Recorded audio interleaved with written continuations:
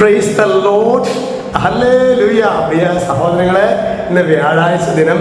ഇന്ന് ഒരു പ്രത്യേക അറിയിപ്പുള്ളത് നമ്മുടെ തൃശ്ശൂർ അതിരൂപതാ ദിനത്തിൻ്റെ ഭാഗമായിട്ട്, അത് കണ്ടശാങ്കടവ് സെൻറ് മേരീസ് ദേവാലയത്തിൽ വെച്ചാണ് നടത്തുന്നത്. അതിൻ്റെ ഭാഗമായിട്ടുള്ള ഒരു ബൈബിൾ കൺവെൻഷൻ, ബഹുമാനപ്പെട്ട ഡേവിസ് പട്ടത്തച്ഛൻ്റെ നേതൃത്വത്തിലുള്ള ബൈബിൾ കൺവെൻഷൻ കണ്ടശാങ്കടവ് ഫൊറോന ദേവാലയ അംഗത്തിൽ നമ്മുടെ അതിരൂപത കൺവെൻഷനായിട്ടാണ് നടക്കുന്നത്.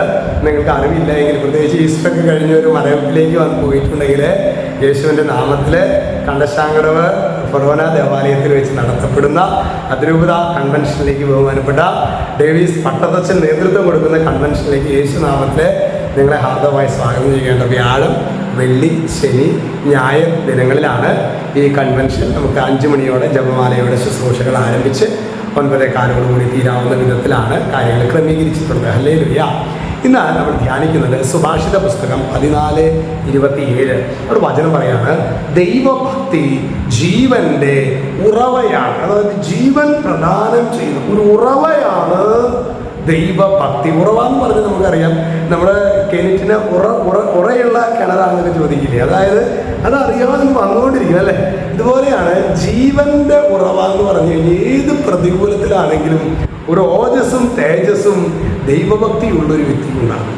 അത് ശരിക്കും പ്രിയ സഹോദരങ്ങൾ, ഒരു പക്ഷെ നമ്മൾ യാന്ത്രികമായിട്ട് ബലിയർപ്പിക്കുന്നവരുടെ ജീവിതത്തിൽ, യാന്ത്രികമായിട്ട് ജപമാല ചെയ്യുന്നവരുടെ ജീവിതത്തിലൊന്നും, യാന്ത്രികമായിട്ട് ആത്മീയതയെ കൈകാര്യം ചെയ്യുന്നവരുടെ ജീവിതത്തിൽ അത് അവർക്ക് ലഭിക്കണമെന്നില്ല. നമ്മൾ ശരിക്കും ആ ഒരു കൃപയായിട്ടത് നമ്മളത് സ്വീകരിക്കുമ്പോഴാണ് ദൈവഭക്തിയിൽ ശരിക്കും ദൈവഭക്തി ഉണ്ടോ അതിൻ്റെ അർത്ഥം ഒരു ജീവൻ്റെ ഉറവ, ഒരു ആനന്ദത്തിൻ്റെ ഉറവ നമ്മളറിയാതെ അത് പുറപ്പെടുകയും എന്ന് പറയാണ്. മരണത്തിൻ്റെ കെണിയിൽ നിന്ന് രക്ഷപ്പെടാൻ അത് സഹായിക്കുന്നു. ചിലപ്പോഴൊക്കെ നമ്മുടെ ജീവിതം ശരിക്കും വലിച്ചു കീറുന്ന അവസ്ഥകളൊക്കെ വന്നേക്കാം. വചനം പറയണം, മരണത്തിൻ്റെ കെണിയിൽ നിന്ന് രക്ഷപ്പെടാൻ അത് സഹായിക്കുന്നു. പ്രിയ സഹോദരങ്ങളെ, നമ്മുടെ പ്രതികൂലങ്ങളുടെ പ്രശ്നങ്ങളുടെയൊക്കെ മുൻപിൽ, ഒരു പ്രശ്നത്തിൻ്റെ പ്രതികൂലത്തിലേക്ക് മുമ്പിലാണ് ശരിക്കും ഞാൻ ദൈവഭക്തനാണോ, ഞാൻ ദൈവഭക്തനല്ലെങ്കിൽ ഞാൻ ആകെ തകർന്ന് തരിപ്പണായിട്ട് പോകും.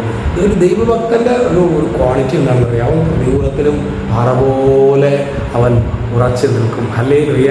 നമ്മുടെ പാറപ്പുറത്ത് വീട് പണിത ഒരു മകനെ കുറിച്ചിട്ടൊക്കെ പറയുന്നുണ്ടല്ലോ, സുവിശേഷത്തിൽ പറയുന്നില്ലേ, പാറയിലെ ഭവനം പണിത മനുഷ്യനെ പോലെ, മണൽപ്പുറത്ത് വീട് പണിത മനുഷ്യനെ പോലെ എന്നൊക്കെ പറയുന്നില്ലേ. ശരിക്കും പാറയുടെ ദൈവഭക്തിയിൽ ഒരു വ്യക്തി ആഴപ്പെട്ടിട്ടുണ്ടെങ്കിൽ അവൻ പാറമേൽ വീട് പണിത ഒരു വ്യക്തിയെ പോലെയാണ്. അത്തരത്തിലുള്ളൊരു അഭിഷേകത്തിന് വേണ്ടി നമുക്ക് പ്രാർത്ഥിക്കാം. ഈ ഒരു ദിനം വലിയൊരു ദൈവാനുഗ്രഹത്തിൻ്റെ ദിനമായിട്ട് മാറട്ടെ എന്ന് പ്രാർത്ഥിക്കുകയും ആശംസിക്കുകയും ചെയ്യുന്നു. രക്ഷിതാവായ യേശു ക്രിസ്തുവിന്റെ നാമത്തിൽ ഇപ്പോഴും എപ്പോഴും എന്നേക്കും ആമേൻ.